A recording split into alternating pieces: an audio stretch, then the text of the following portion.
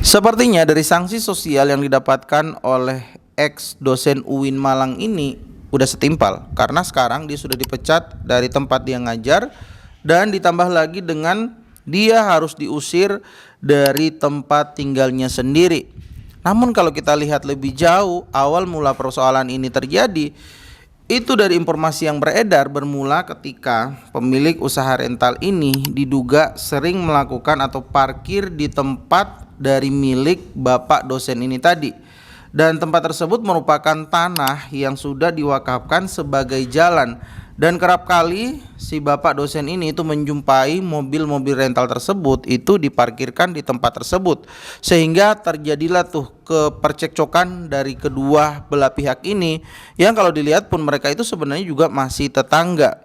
Dan kalau misalkan kita lihat dari rentetan informasi yang beredar, bapak dosen ini itu ternyata telah memiliki tanah tersebut sejak tahun 2007. Bayangin aja, udah lama banget teman-teman. Di tahun 2007 itu tanah sudah dibeli sama dia, dan dia mengaku telah menghibahkan sebagian dari tanah tersebut untuk dijadikan jalan, dan baru memulai pembangunan rumahnya itu pada tahun 2024 ini, dan selanjutnya itu mulai ditempati sampai dengan tahun 2025.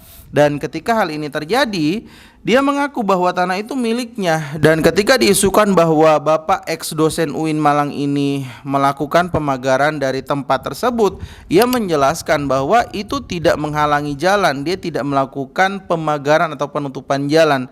Dia hanya menegaskan sampai di mana batas tanah miliknya sebenarnya. Dan kalau misalkan teman-teman bisa jeli ngelihatnya, sepertinya informasi-informasi yang kita dapatkan itu hanya dari satu sisi, yaitu sisi pemilik rental mobil.